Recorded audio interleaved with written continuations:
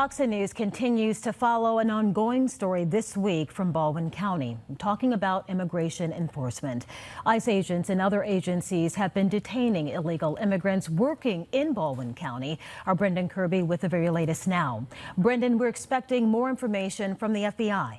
We are, Lenise. The FBI field office in Mobile has been assisting ICE, and they've promised more information about this week's enforcement. We haven't gotten it just yet, but what we do know is that operations have focused on construction sites in fast-growing Baldwin County.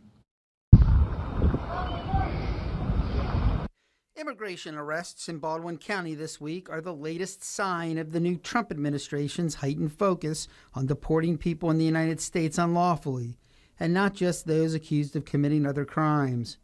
To advocates of stricter immigration enforcement, it's a much-needed logical next step.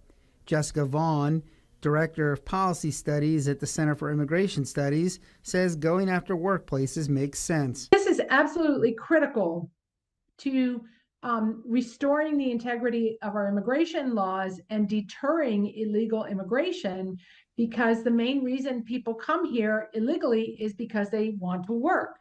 And if it is not easy for them to get a job to support themselves, then they're not going to come. Baldwin County Sheriff Anthony Lowry says he has deputies on the federal task force conducting the raids, but he says the department's assistance is limited by federal restrictions.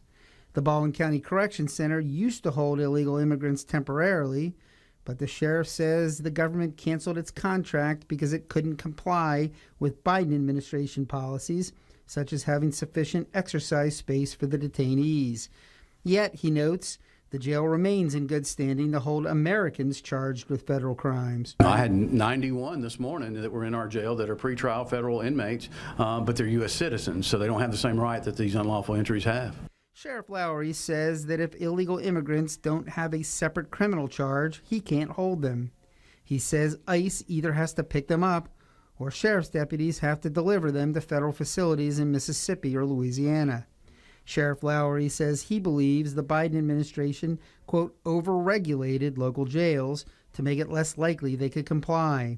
It's an issue Senator Tommy Tuberville recently promised to raise with the Trump administration. They need all the help they can get. We need to continue to put the illegals back out of our country. Number one, we can't afford them, and we can't afford the crime that's come along with the 10, 15 million people that are not supposed to be in our country. And hopefully we can get things going in the right direction there at the jail and for Sheriff Lowry.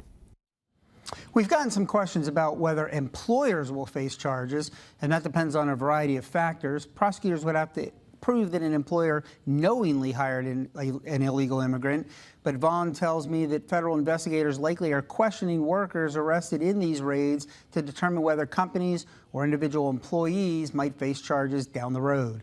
Reporting live in the News Center, Brendan Kirby, Fox 10 News.